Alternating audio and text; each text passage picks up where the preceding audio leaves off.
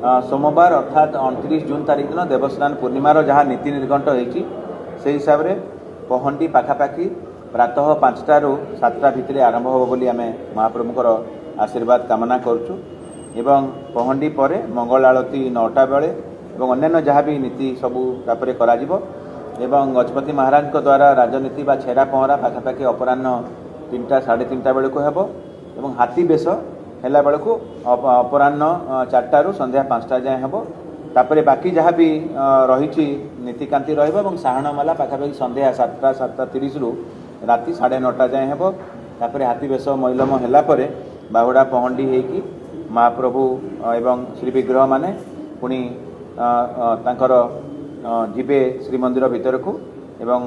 जहाँ भी पूर्व निर्धारित नीति निर्घंट अच्छी सुनाचिता और राहुरेखा मैलम तापर हम आसंता काली पाखापाखि 1-2टा भितर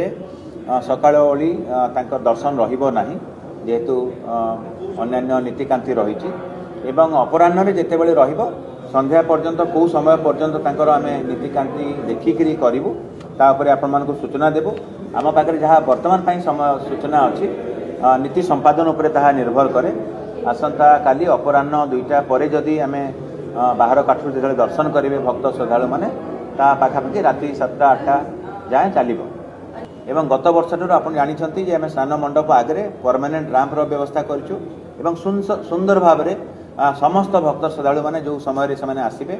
से आगे स्नान मंडप आगे जो रैंप होती दर्शन करके जो व्यवस्थित ढंग से जीवार करा नियम करा से हिसाब से करेंगे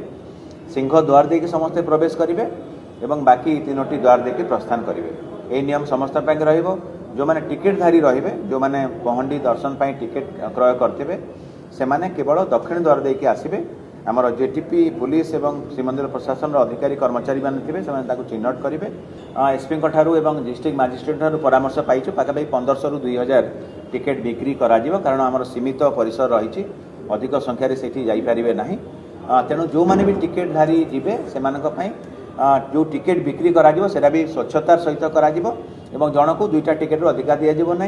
एवं जो मैंने भी जीवे से माने टिकेट देखैला परे भितरे पहंडीर दर्शन करके पुणी विभिन्न द्वार देकी बाहरी आसे। एई भिडियोटी आपनको केमिति लागिला कमेंट करि जणांतु। धरित्री लाइव रो यूट्यूब एवं फेसबुक चैनल को सब्सक्राइब करंतु। अधिक खबर पई लॉगिन करंतु www.dharitri.com।